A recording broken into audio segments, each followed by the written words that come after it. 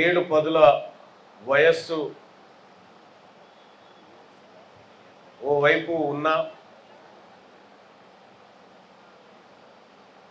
నమ్ముకున్నటువంటి ప్రజల కోసం ఏ వర్గాల నుంచి అయితే తాను వచ్చాడో ఆ వర్గాల ప్రజల కోసం ఈ వయసులో కూడా ఆమరణ నిరాహార దీక్ష చేయడం అంటే నిజంగా ఇది మనస్సు చెలించిపోయింది.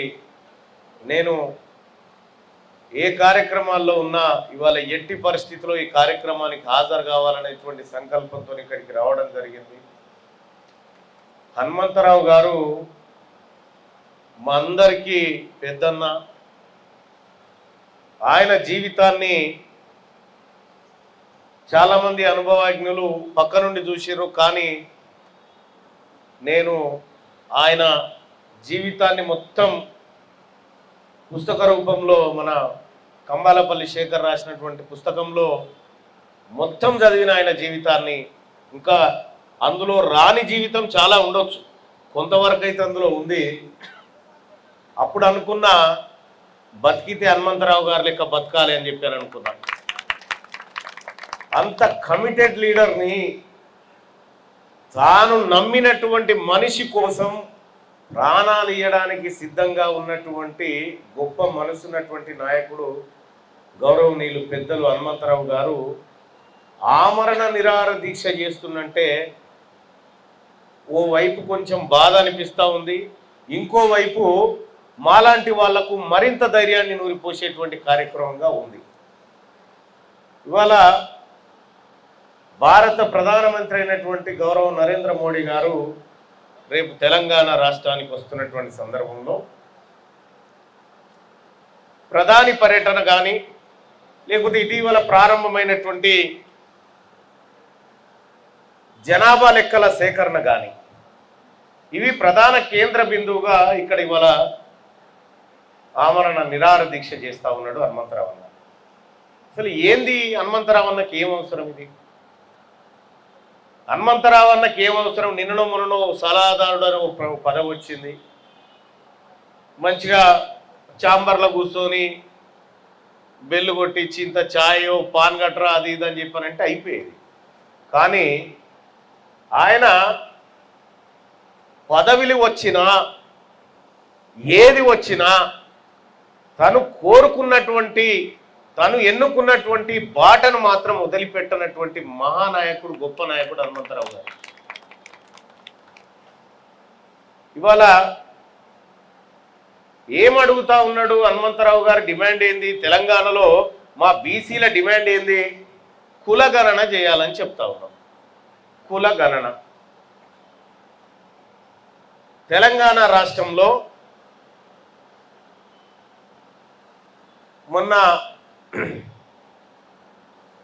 సోషియో ఎకనామిక్ అవుట్లుక్ బుక్లో చూసిన, ఆ బుక్లో తెలంగాణ రాష్ట్రంలో 2000 గాడిదలు ఉన్నాయని లెక్క రాసిరంలా. తెలంగాణ రాష్ట్రంలో 1,78,000 పందులు ఉన్నాయని రాసిరు. తెలంగాణలో బీసీలు ఎంతమంది ఉన్నారా అంటే మొన్నటి దాకా లెక్క కూడా లేదు. అంటే ఎందుకు బీసీల లెక్క చెప్పడానికి భయపడతా ఉన్నది కేంద్ర ప్రభుత్వం? ఇవాళ తెలంగాణ రాష్ట్రంలో మొన్న ఈ government caste census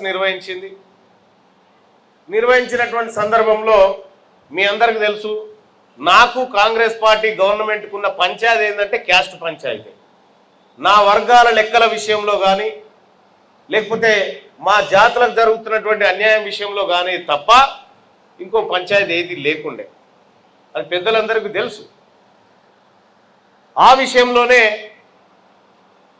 yes cost సెన్సస్లో correct లెక్కలు రావట్లేదు, మోసం జరుగుతుందని నేనే ఆ రోజు పత్రాలు తగలబెట్టడం జరిగింది.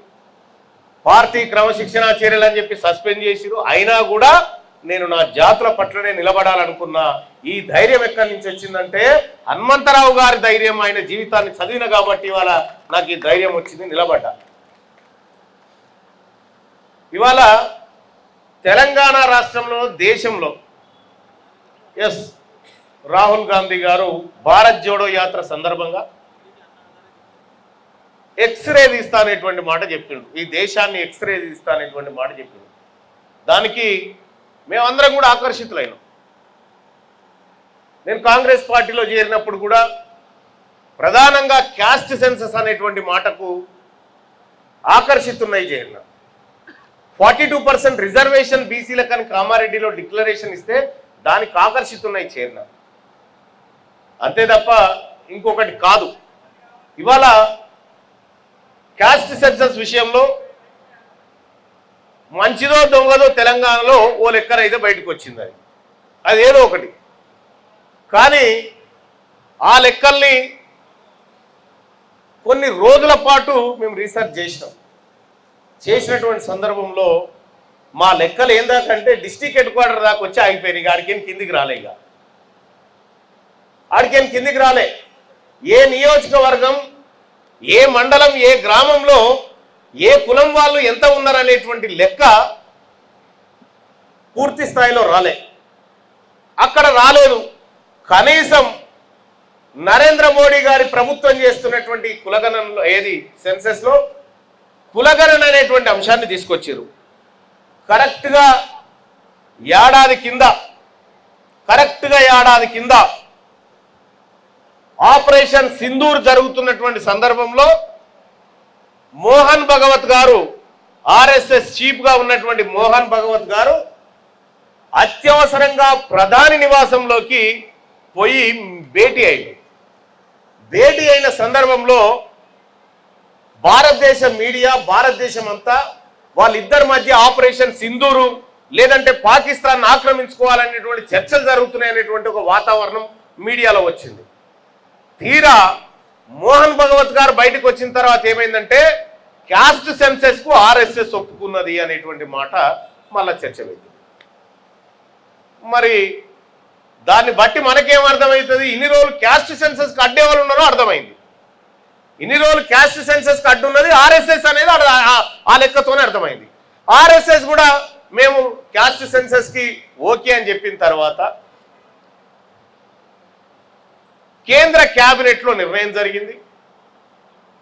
దేశవ్యాప్తంగా కులగణన చేపట్టాలనేటువంటి మాట చెప్పింది. ఇక్కడ రాహుల్ గాంధీ గారు లేవనెత్తినటువంటి అంశం ఏదైతే కులగణన అంశం ఉందో ఈ అంశానికి ఇంకా అప్పటిదాకా ఎందుకయ్యా మేము ఇప్పుడే చేస్తామనేటువంటి లెవెల్లో ప్రచారం చేసినారు. మొత్తం నేషనల్ మీడియా, స్టేట్ మీడియా ఎక్కడ చూసినా కులగణన 1931 తర్వాత మళ్ళీ ఇప్పుడే చేయబోతున్న మోడీని మించిన మునగాడు లేడని చెప్పి మొత్తం పేపర్లలో వచ్చిన తర్వాత చేస్తారేమో అని చెప్పి ఏం దాకొస్తుందో అని చెప్పి మాలాంటి వాళ్ళందరం కూడా దాని మీద నిఘా పెట్టి కూర్చున్నాం. మా ప్రొఫెసర్ మురళీ మనోహర్ సార్ గారు కానీ అనేక మంది ప్రొఫెసర్లం దాన్ని అబ్జర్వ్ చేసుకుంటూ కూర్చున్నాం క్యాస్ట్ సెన్సస్ ఏం దాకా వస్తుందని. నేను ఏకంగా రైట్ టు ఇన్ఫర్మేషన్ను కేంద్ర ప్రభుత్వానికి పెట్టడం జరిగింది. రైట్ టు ఇన్ఫర్మేషన్ పెట్టి అయ్యా ఈ క్యాస్ట్ సెన్సస్ చేస్తా అని చెప్పారు కదా, ఏం దాకా వచ్చింది క్యాస్ట్ సెన్సస్ అని అడిగిన. నా right to information application number కూడా చెప్తా, ORGOI/R/T/26/00068. నేను రైట్ టు ఇన్ఫర్మేషన్ కింద కేంద్ర ప్రభుత్వానికి పెట్టిన. ఈ కులగణన చేస్తా అన్నారు కదా, మరి ఏమైనా చేసే అవకాశం ఉందా అని పెట్టిన. లేదంటే కులగణన ఈ హౌస్ లిస్టింగ్ చేస్తా ఉన్నారు, ఈ హౌస్ లిస్టింగ్ లో బీసీఐ ఇండ్లను ఎందుకు లెక్క పెడతలేరని అడిగితే డస్ నాట్ అరైజ్ అని ఒక్కటే వాక్యంలో does not arise your application is disposed అని రాసిరు అంతే.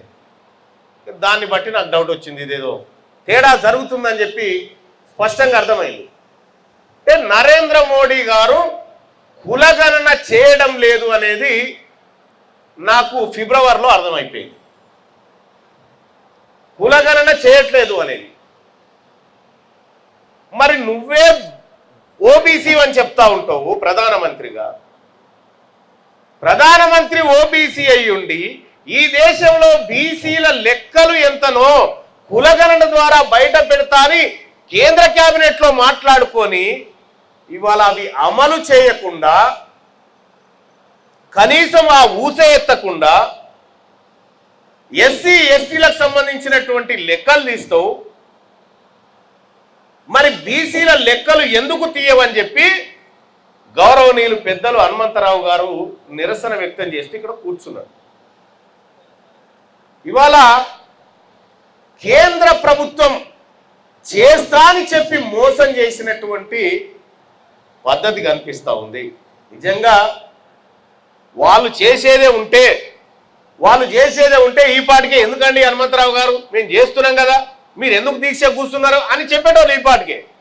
ఈ మాట చెప్తలేరంటేనే మేము మోసం చేస్తున్నాం అనేటువంటి మాట భారతీయ జనతా పార్టీ చెప్తా ఉంది.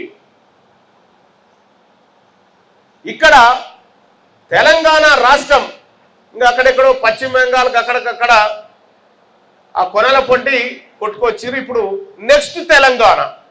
దేనికోసం రాబోయే తెలంగాణలో మీ కథ దేనికోసం? బీసీల సెన్సస్ చేయనందుక, మా కులాల వారిగా లెక్కలు పెట్టనందుక ఈ భారతీయ జనతా పార్టీ ఓట్లేసుడు. ఇంకెవడన్నా వేస్తాడా బుద్ధిన్నోడు ఎవడన్నా? అందుకోసమే ఇవాళ బీసీలంతా యుద్ధం చేయాల్సింది మాట ఇచ్చి తప్పిన నరేంద్ర మోడీ ప్రభుత్వం పైన యుద్ధం చేయాలి.